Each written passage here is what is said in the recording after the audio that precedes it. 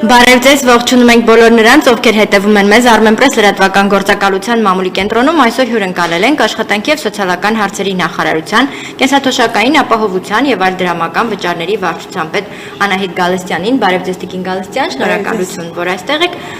Նախատեսվում են փոփոխություններ երեխայի ծննդով պայմանավորված պետական նպաստների տրամադրման գործընթացում։ Խնդրենք Տիկին Գալստյանին ներկայացնել մանրամասներ, այնուհետև կշարունակենք հարցերով, խնդրեմ։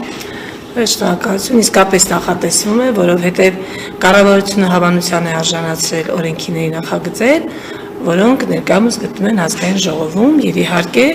ազգային ժողովի ընդունելուց հետո արդեն եւ ավելացվելուց հետո նրանք ուժի մեջ կմտնեն։ Կառավարության կողմից հավանության արժանացած նախագծով մի շարք փոփոխություններ են կատարվել պետական նպաստների մասին օրենքում։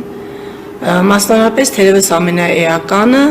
երրորդ եւ յուրաքանչյուր երեխայի համար տրվող նպաստի կատեգորիան է, որ ներառվեց պետական նպաստների մասին օրենք։ Որպես դրամական աջակցություն նա ներկայումս էլ գործում է 2021 թվականին ընդունված իրավական ակտով 22 թվականի հունվարի 1-ից հետո ծնված երեխաների ծննդյան կապակցությամբ ընտանիքներին տրամադրվում է 50,000 դրամական աջակցություն յուրաքանչյուր ամիս մինչև երեխայի 6 տարին լրանալը։ Պայմանն այն է, որպեսզի այս 50,000 դրամ ամսական եկամուտները տրամադրվեն, որպեսզի երեխայում նոր ծնված երեխայի կարգաթիվը լինի երրորդ կամ հաջորդ, այսինքն 22 թվականի հունվարի 1-ից հետո ընտանիքում ծնվի երրորդ, չորրորդ, 5-րդ երեխա, մեկից ավել երեխա ծնվելու դեպքում տրվում է յուրաքանչյուր երեխայի համար, այսինքն օրինակ եթե ընտանիքում առաջին անգամ եռյակ ծնվի, ապա յուրաքանչյուր երեխայի համար 50,000 դրամները կտրամադրվեն մինչև երեխաների 6 տարին լրանալը։ Պայմանն նաև որպեսզի երեխայի ծնողները լինեն ՀՀ քաղաքացիներ, առնվազն դիմող ծնողում դիմումի հիման վրա կնշանակվի լինի Հայաստանի Հանրապետության քաղաքացի։ Սա դրամական աջակցություն էր, իրականացվում էր որպես ծրագիր, ինքը այսպես փորձնական ծրագիր էր եւ բավական երկար 22 թվականից սկսած մենք իրականացրեցինք 22, 23, 24, 25։ 4 տարի իրականացրեցինք ծրագիրը, 25 թվականին նախարարության ազգային ինստիտուտը վերլուծություններ կատարեց, ուսումնասիրություններ կատարեց եւ ուսումնասիրության արդյունքով պարզվեց, որ այնուհանդերձ միջոցառումը դրական ազդեցություն ունի ժողովրդագրական իրավիճակի բարելավման համար։ Ըստ այդմ որոշվեց փոխել այդ դրամական աջակցության կարգավիճակը, փոխանակ տրամադրելու որպես միջոցառում, դարձնել ավելի պարտադիր դրամական աջակցություն պետության կողմից եւ սահմանվի որպես պետական նպաստի առանցին տեսակ։ Սա նշանակում է օրենքի ընդունումից հետո արդեն Հայաստանի Հանրապետության օրենսդրությամբ երեխայի ծննդյան կապակցությամբ կտրամադրվի 4 նպաստ, նախկին 3-ի փոխարեն։ Առաջինը բնականաբար մայրության նպաստն է տրվում է հղի կնոջը, ընդ որում թե աշխատող, թե չաշխատող մամաներին։ Երկրորդը տրվում է երեխայի ծնվելուց, արդեն մյուս 3-ը տրամադրվում է երեխայի ծնվելուց հետո, երեխայի ծննդյան միանվագ նպաստը, մինչև 2 տարեկան երեխայի խնամքի նպաստը եւ այս 4-րդ տեսակը, որ կներմուծվի օրենքի ընդունումով, 3-րդ եւ յուրաքանչյուր երեխայի պետական նպաստը։ Առաջին ասացի բոլոր մամաներին է տրամադրվում, ծննդյան միանվագ նպաստը բոլոր ընտանիքներին է տրամադրվում, չաշխատող ներողություն, մինչև 2 տարեկան երեխայի խնամքի նպաստը դարձյալ բոլոր մամաներին է տրամադրվում, ես կասեի ծնողին, որտեղ մենք ունենք նաև հայր ու նշանակել ենք երեխայի խնամքի նպաստ, եւ այս 4-րդ տեսակը արդեն կարգատվից կախված ենք տալիս։ Ընդ որում պիտի դիտարկել այս օրենսդրական փոփոխությունը համակարգային, որովհետև զուգահեռաբար վերանայվում է նաև երեխայի ծննդյան միանվագ նպաստի համակարգը։ Մինչ այժմ ծննդյան միանվագ նպաստը տրվում էր կախված կարգաթվից, առաջին, երկրորդ երեխաների համար տրամադրվում է, այսօր էլ տրամադրվում է 300,000 դրամ, երրորդ եւ չորրորդ երեխաների դեպքում 1 միլիոնական դրամ եւ 5 եւ ավելի երեխայի դեպքում 1,500,000 դրամ։ Սա երեխայի ծննդյան միանվագ նպաստի գործող համակարգն է։ Այ երբ որ բերում ենք 50,000-ական դրամական աջակցությունը դարձնում ենք պետական նպաստի տեսակ, այսինքն տալիս ենք օրենքով սահմանված պարտավորություն կառավարության համար, զուգահեռաբար վերանայում ենք նաև երեխայի ծննդյան միանվագ նպաստը եւ ներդաշնակեցնում ենք ընդհանուրը։ Նախատեսվում է ծննդյան միանվագ նպաստի չափը համահարթեցնել, դարձնել 500,000 դրամ եւ առաջին եւ երկրորդ եւ երրորդ եւ չորրորդ եւ 5-րդ եւ յուրաքանչյուր հաջորդ, այսինքն անկախ կարգաթվից կտրամադրվի 500,000-ական դրամ։ Իսկ այ կարգաթվից կախված արդեն կվճարվի բացառապես երրորդ եւ յուրաքանչյուր երեխայի կապակցությամբ տրվող պետական նպաստը։ Շատ լավ, այս փոփոխությունները ինչին են ուղղված, հատկապես այս 500,000 դրամները, որ անկախ կարգաթվից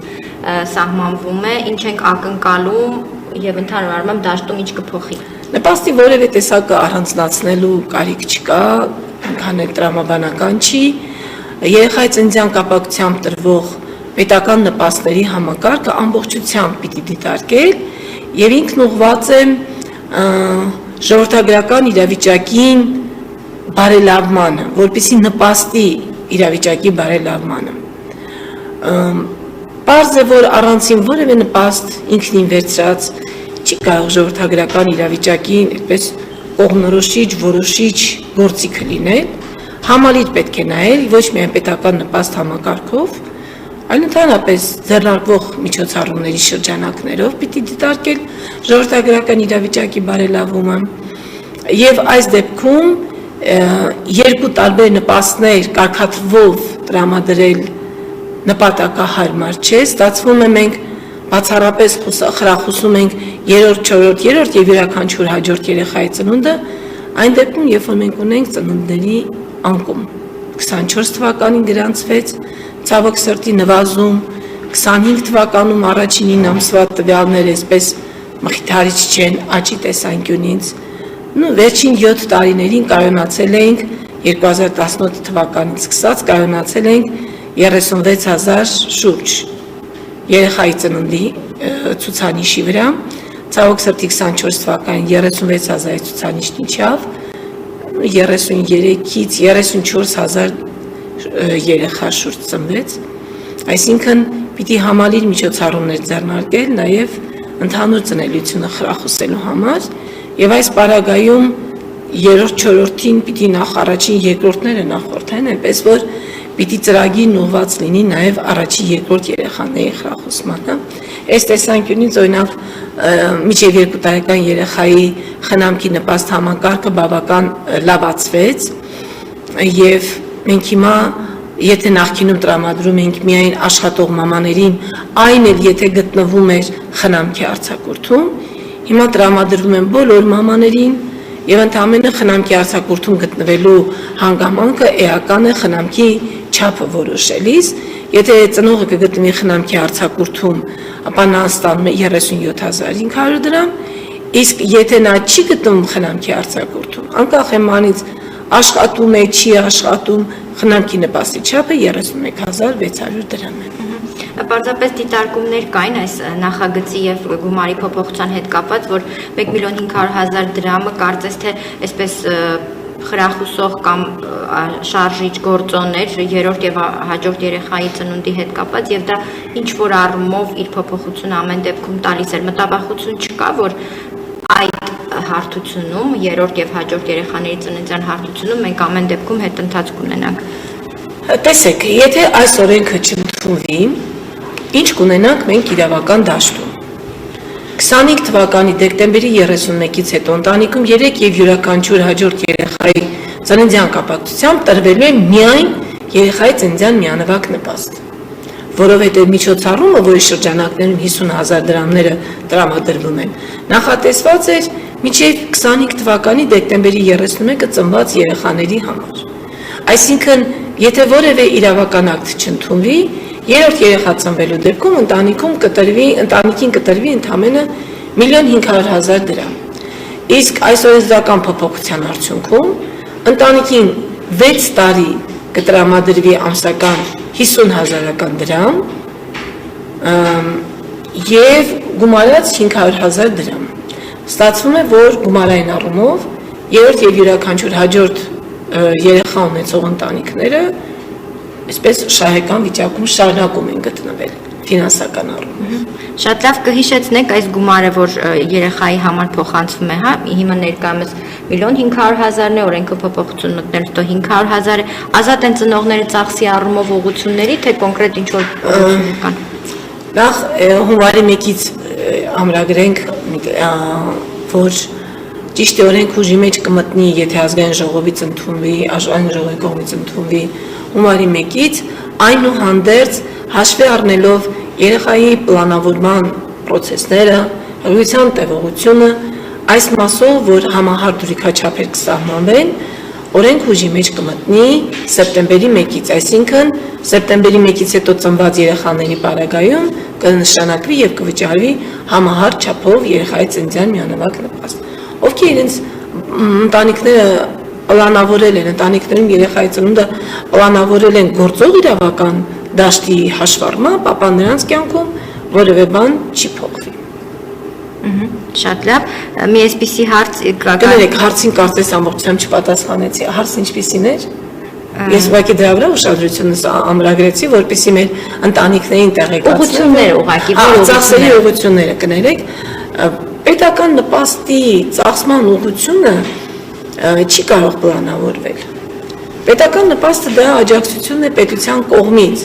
իսկ այդ աջակցությունը ընտանիքը որ ուղղությամբ կնախընտրի ծախսել, դա բնականաբար ընտանիքի որոշելիք հարցն է։ Եթե ես չեմ սխալվում, այսպիսի մի դրույթ էլ կա, չէ, եթե այս նպաստները անկանխիկ եղանակով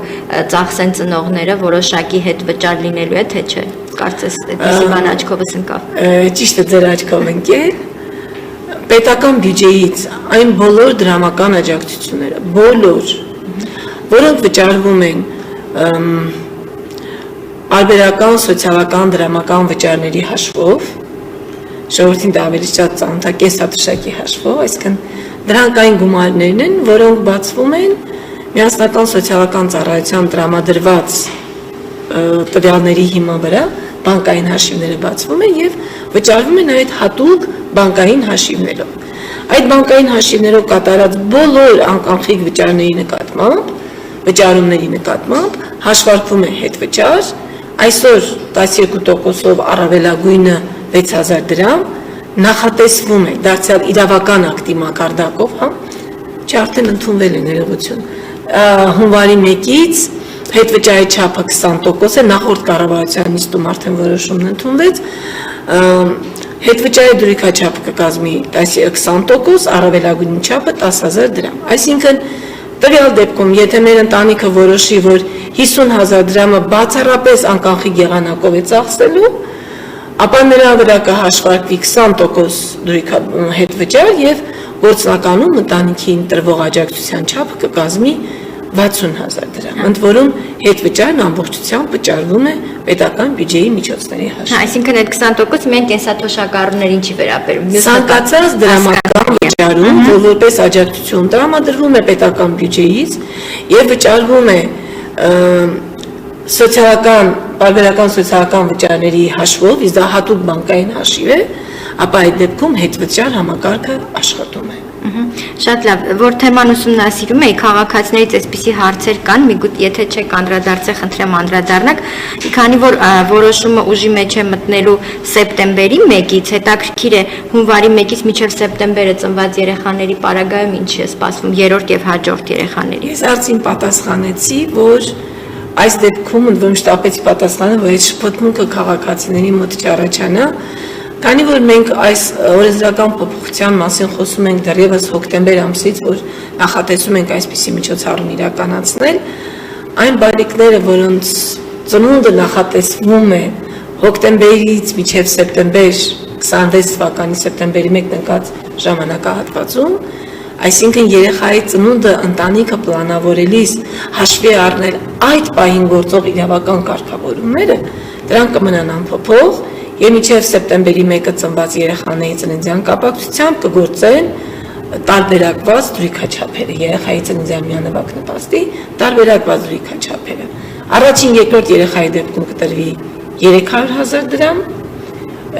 երրորդ չորրորդի դեպքում 1 միլիոն դրամ եւ 5 եւ յուրաքանչյուրի դեպքում 1.5 միլիոն դրամ։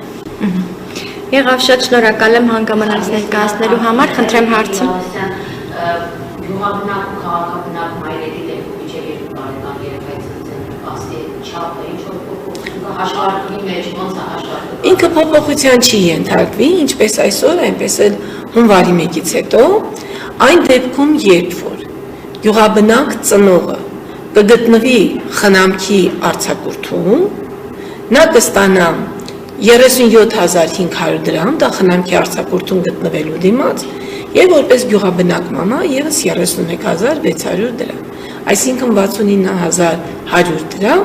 ինչպես այսօր կա խնամքի նպաստի գործող չափը, այնպես էլ կշարունակվի նաեւ հունվարի 1-ից հետո։ Իսկ մայրիկն ու երեխան նույն պայմանը։ Դա վաղուց այդ պայմանը համբաց է, որպեսզի մայրն ու երեխան բնակության նույն հասցեում հաշվառված լինեն, բոլոր նպաստների պարագայում շատ կարևոր հանգամանք է Հայաստանի Հանրապետության վայրի հասցեով հաշվառում ունենալը։ Ընդ որում 3 եւ յուրաքանչյուր հաջորդ երեխայի պարագայում, ինչպես ներկայումս, այնպես էլ հաջորդիվ նոր իրավակարգավորումներով պայմանը բավական խիստ է։ Մենք վերջինաշոր ժողովրդագրություն ենք խրախուսում։ Ժողովրդագրությունը պիտի լինի Հայաստանի Հանրապետությունում եւ եթե երեխան 6 ամսից ավել բացակայում է Հայաստանի Հանրապետությունում, ապա ստանալու իրավունքը դադարեցվում է։